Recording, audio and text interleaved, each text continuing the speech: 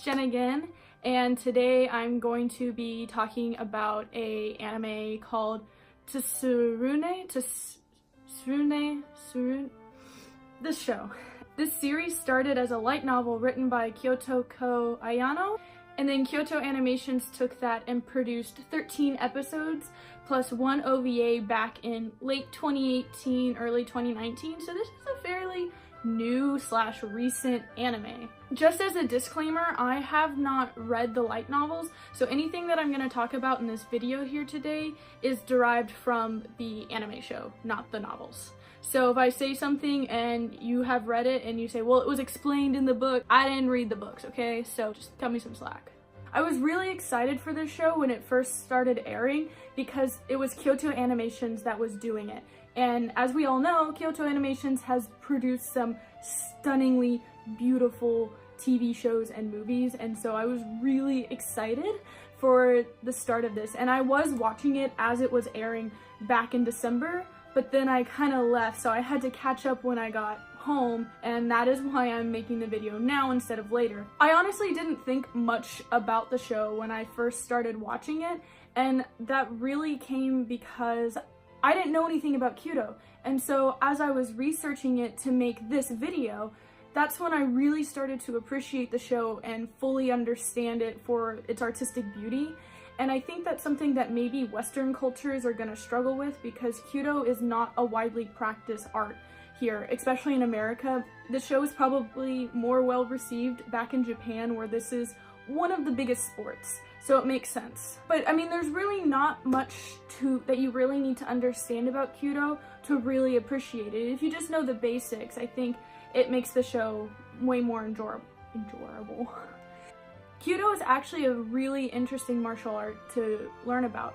Its philosophy is based in Zen Buddhism, which focuses all about having a clear state of mind, being calm, and achieving that inner peace.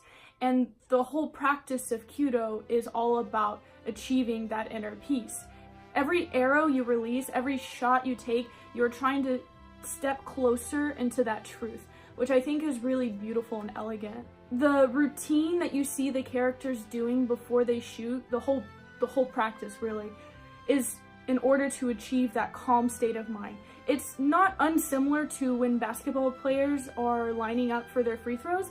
They have a set routine that they've always done, that they will always do, and it calms them down and focuses on the shot.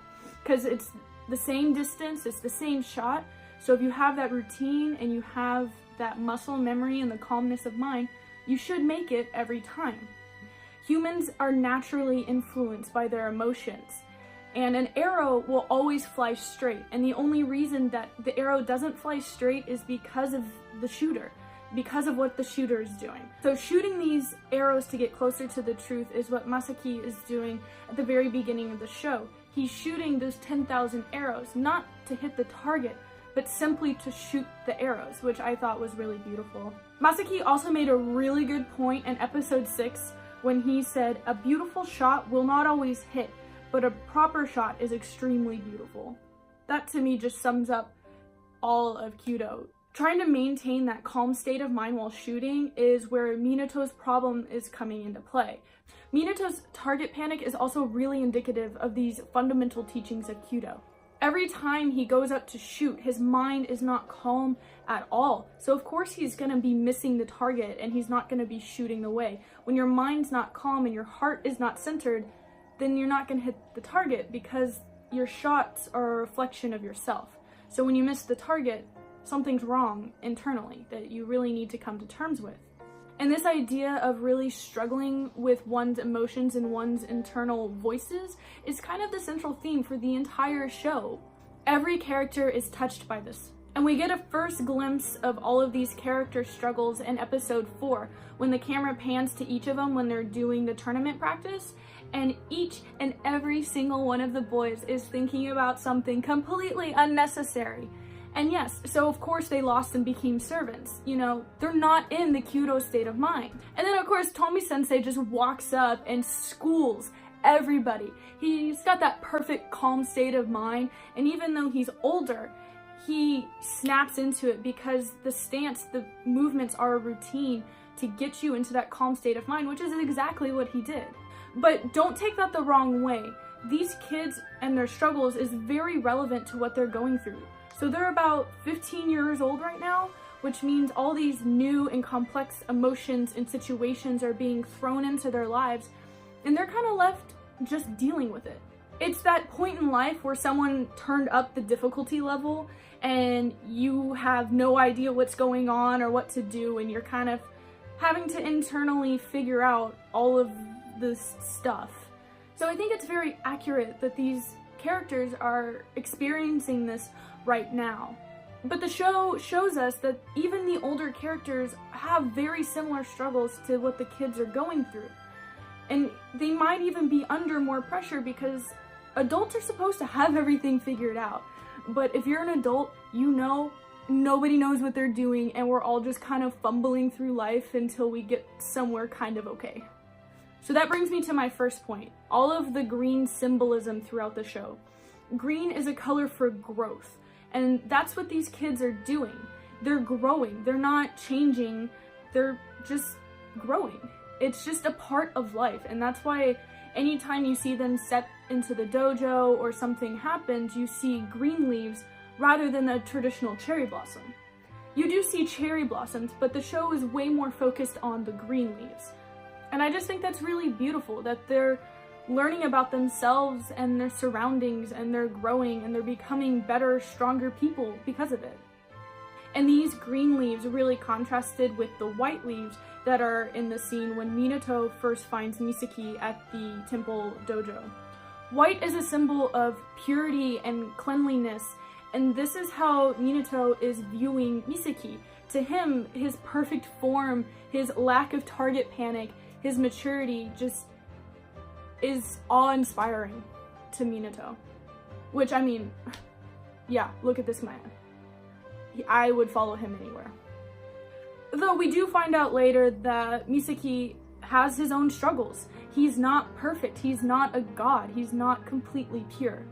And I really like seeing those flaws in characters. It makes them more human. It's also really nice to see that it's not just the kids struggling with this, it's everybody. Because once you start struggling with yourself and your surroundings, it never really stops. You don't grow into this wisdom, you just learn more. You learn how to deal with things more, but it never goes away. New situations always arise, new things happen, and you have to basically start all over. Let's see, what haven't I talked about yet? So there are two other mainish characters that I didn't talk about, Seiya and Shu. Now Shu, there's really not a whole lot to talk about with him because, I mean, there's not really much that's ever said about him.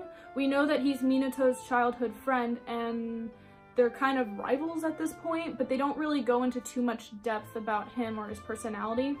Though in the last episode we do start to see that he is now thinking about other things while shooting, and thus the cycle of self-doubt continues. But Seiya has a bit of a bigger role in this, and we really don't see all of that until a little bit later. It really climaxed in episode 10.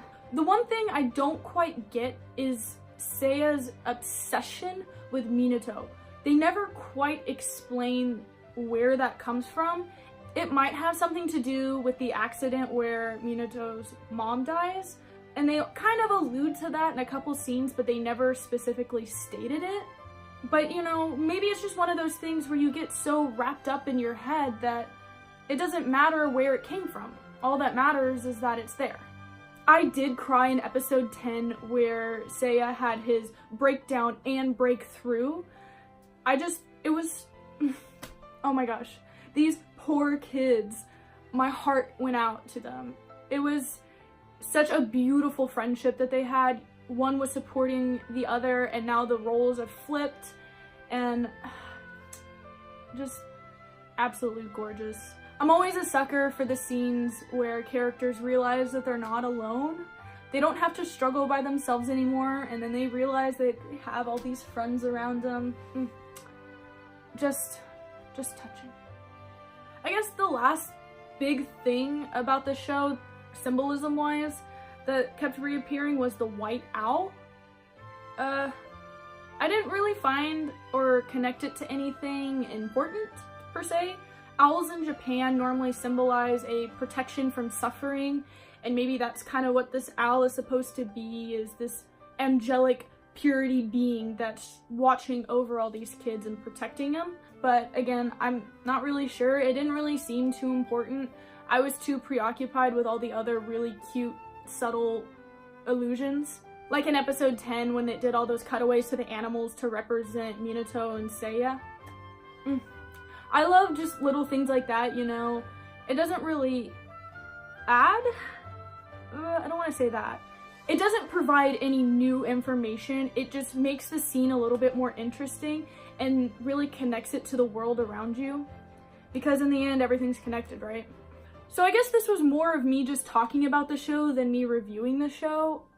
I really liked it, and I ended up liking it way more once I started doing research and started actually getting involved in it for this video. It's very beautiful, very in line with Kyoto Animations, though I do wish they would stop making all the characters' chins so dang pointy. I don't know what the obsession with that is. But at the end of the day, it's just a good show that highlights growing up through the eyes of Kyudo. And that's really cool. If you think I missed talking about anything, please comment below. I just wanted to talk about things that I found interesting, which was Kyudo. The art of Kyudo. Like, I don't know why I found it so fascinating. I think it's because it's so different from American sports. It's so much more involved, you know, it's not just the physical training and the physical capabilities. It's like a step above, you know, you have to train your mind and your body. I'm a sucker for things like that, you know? So hopefully you found this video insightful or entertaining or some form or whatever of that. And I hope to see you next time. Bye.